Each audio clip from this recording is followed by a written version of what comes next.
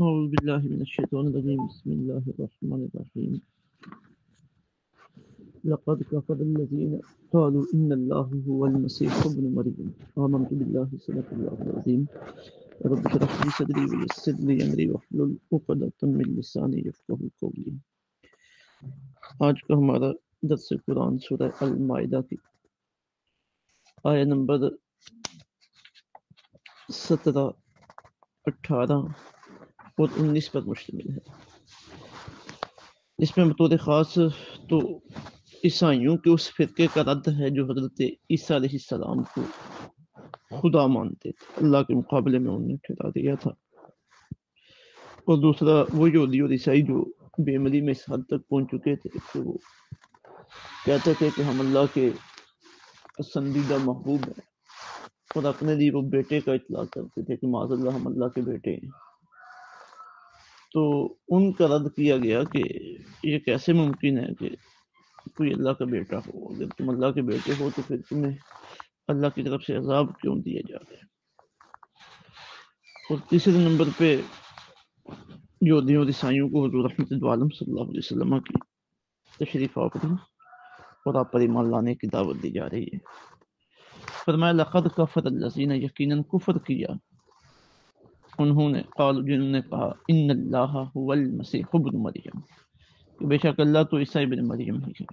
قل اے محبوب صلی اللہ علیہ وسلم آپ فرمائیے فمن یملک، کون قدرت رکھتا ہے، من اللہ شیئا، اللہ کے حکم میں کچھ بھی، کوئی کسی بھی چیز کی، ان ارادہ، اگر اللہ تعالیٰ ارادہ کرے، ان یہلک المسیح، کہ وہ ہلاک کر دے حضرت مسیح ابن مریم کو، و امہ، اور ان کی ماں کو، ومن فی الارض جمیعا، اور جو کچھ بھی زمین میں ہے سب کو، پھر اسے کون روک سکتا ہے۔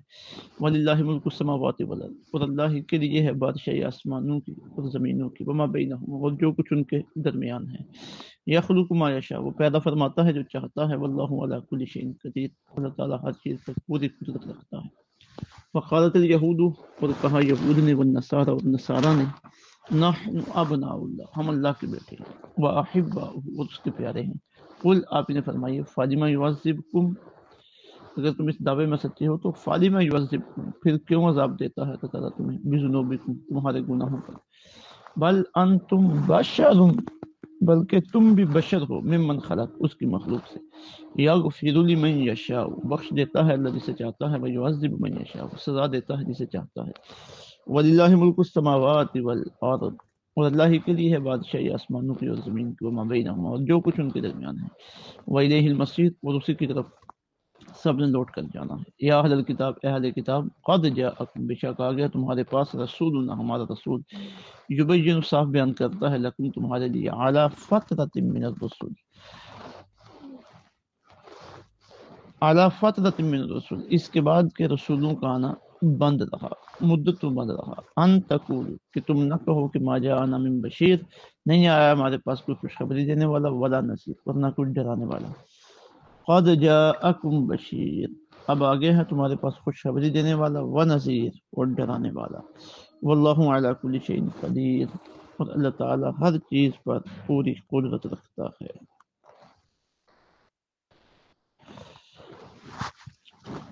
پہلے تو عیسائیوں کے اس فرقے کا رد ہے جو حضرت عیسیٰ علیہ السلام کو خدا مانتے ہیں، تو اللہ رب العزت نے اپنی خدائی کا اظہار کیا، اپنی قدرت کا بتایا، اور یہ فرمایا کہ ہر چیز میرے اختیار میں ہے۔ اب ظاہر ہے اس پر تو کوئی شک و شبے کی بات نہیں ہے کہ انبیاء کرام علیہ السلام کو ان کا اللہ رب العزت کی بارگاہ میں مقام و مرتبہ بہت بلند ہے، لیکن ہیں تو وہ اللہ کی مخلوق۔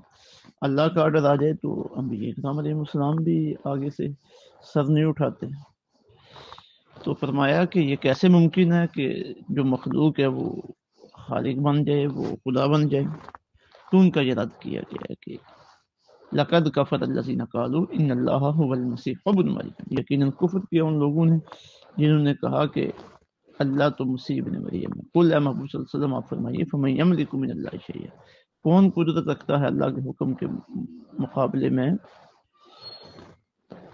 اللہ کے حکم میں، ان ارادہ ان یہلک المسیح ابن مریم، اگر وہ ارادہ کرے حضرت عیسیٰ ابن مریم کو ہلاک کرنے کا، وامہ اور اس کی ماں کو، ومن فی الارض جمیعا اور جو کچھ زمین میں ہے سب کا سب. یعنی اللہ رب العزت ہی مالک ہے، خالق ہے، خدا ہے، سب اس کے اختیار میں ہے. وہ جو چاہے کرے، جب وہ کرنا چاہے تو کوئی بھی اسے روک نہیں سکتا. یہ اللہ رب العزت اپنی خدائی کا، الوہیت کا، خالقیت کا اظہار کر رہے ہیں، دوسروں سے اس کی نفی کر رہے ہیں.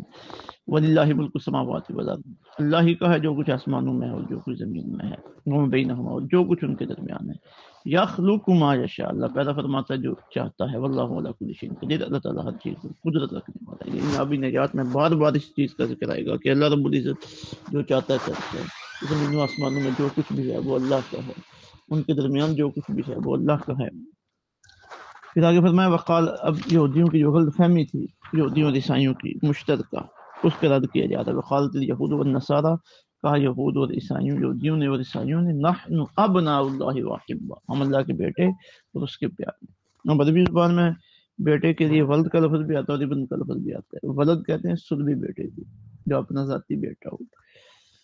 تو ابن یہ سلبی بیٹے کے لیے بھی استعمال ہوتا ہے ابن کا لفظ. اور اس کے علاوہ بھی مثلا کسی کے ساتھ خصوصی تعلق ہو، جس کا کسی کے ساتھ خصوصی تعلق ہو تو اسے اس کا ابن بھی کہہ دیتے ہیں. مثلا ایک مسافر راستے میں چل رہے ہیں تو اب راستے کے ساتھ اس کا تعلق ہے چلنے کا تو اسے ابن السبیل کہہ دیتے ہیں مسافر کو. جنگجو آدمی کو ابن الحرب کہہ دیتے ہیں. تو یہاں بھی یہ جو یہودیوں اور عیسائیوں کے بارے میں آیا ہے وہ کہتے تھے ابناء اللہ، مطلب یہ کہ ہم اللہ کے اتنے چہیتے ہیں، اتنے پیارے ہیں کہ ہمارا تو اللہ کے ساتھ تعلق ہی بہت بڑا ہے، تو ہمیں کیا ضرورت پڑی ہے تمہاری باتیں ماننے کی. تو ان کے اس دعوے کا اللہ نے رد فرمایا. فرمایا قل، محبوب صلی اللہ علیہ وسلم آپ فرمائیے، فَلِمَ يُعَذِّبُكُم بِذُنُوبِكُم، پھر کیوں عذاب دیتا ہے تمہیں اللہ تعالیٰ تمہارے گناہوں کا. اب اس سے پہلے بڑے ان کے اوپر آزمائشیں آ چکی تھی، عذاب ان کے اوپر آ چکے تھے. تو فرمایا کہ اگر تم اللہ کے محبوب ہو، پسندیدہ ہو، تو پھر کیوں اللہ تمہیں عذاب دے رہا ہے تمہارے گناہوں کی وجہ سے. بل انتم بشر ممن خلق، تم کوئی اللہ کے بیٹے نہیں ہو، کوئی چہتے نہیں ہو، بلکہ تم بھی مخلوق ہو، اس کی بشر ہو، اس کی مخلوق میں سے. یغفر لمن یشاء، باقی بخشنا نہ بخشنا یہ تو اللہ کے اختیار میں ہے. یغفر لمن یشاء و یعذب من یشاء، بخش دیتا ہے اللہ تعالیٰ جسے چاہتا ہے اور جسے چاہتا ہے ثواب دیتا ہے، جسے چاہتا ہے سزا دیتا ہے. وللہ ملک السماوات والارض، اللہ ہی کے لیے ہے بادشاہی آسمانوں کی اور زمین کی، وما بینہما اور جو کچھ ان کے درمیان ہے، والیہ المصیر اور اسی کی طرف لوٹ کر جانا ہے. آگے اہل کتاب کو دعوت دی جا رہی ہے کہ پھر نہ کہنا کہ ہمیں کوئی ڈرانے والا نہیں آیا. زمانہ فطرت کہتے ہیں کوئی چیز چلتے چلتے رک جائے تو کہتے ہیں فطرت شیء، یہ کام رک گیا ہے. کوئی کام پہلے بڑی سرگرمی سے چل رہا ہو پھر وہ بند ہو جائے تو اس کے لیے بھی فطر کا لفظ استعمال کرتے ہیں. تو جب نبوت کی بات ہو رہی ہوتی ہے، انبیاء کے سلسلے کی بات ہو رہی ہوتی ہے، تو اس میں فطرت کا لفظ آئے تو مطلب یہ ہوتا ہے کہ انبیاء کرام، دو انبیاء کرام علیہ السلام کے درمیان کا وہ وقفہ جس میں کسی نبی علیہ السلام کا ظہور نہیں ہوا. تو حضرت عیسیٰ علیہ السلام آقا علیہ السلام سے پہلے نبی تھے، پھر ان کے بعد آقا علیہ السلام سے لے کر نبی پاک صلی اللہ علیہ وسلم تک تقریباً 600 سال کے قریب ایک ایسا عرصہ تھا جس میں کسی نبی علیہ السلام کی دنیا میں آمد نہیں ہوئی. تو یہ اسے کہتے ہیں انبیاء کرام علیہ السلام کی فطرت کا زمانہ. تو فرمایا یا اہل کتاب، اہل کتاب قد جاءکم رسولنا، آ گیا تمہارے پاس رسول، اب آ گئے ہیں یہ رسول. پہلے فطرت کا زمانہ چل رہا تھا، اب رسول مکرم صلی اللہ علیہ وسلم تشریف لے آئے ہیں، ہمارا رسول تشریف لے آئے ہیں. اللہ اکبر. یبین لکم علی فترۃ من الرسل، تمہارے لیے وہ حکام الہی بیان کرتا ہے اس کے بعد کہ رسولوں کا آنا مدت بند ہو چکا. ان تقولوا ما جاءنا من بشیر، تاکہ تم یہ نہ کہو کہ ہمارے پاس کوئی خوشخبری دینے والا نہیں آیا، والا نذیر، نہ کوئی ڈرانے والا آیا. فقد جاءکم بشیر و نذیر، تو آگے تمہارے پاس خوشخبری دینے والا اور ڈرانے والا. واللہ علی کل شیء قدیر، اور اللہ تعالیٰ ہر چیز پر پوری قدرت رکھنے والا ہے. یہ یہودیوں اور عیسائیوں کے لیے نصیحت ہو گئی ہے، عقیدے کی تصحیح بھی ہو گئی ہے. اللہ رب العزت کی الوہیت کا عقیدہ، خالقیت کا عقیدہ، مالکیت کا عقیدہ، اللہ رب العزت ہمیں اس پہ ہمیشہ ثابت کرے. وما علینا الا البلاغ المبین.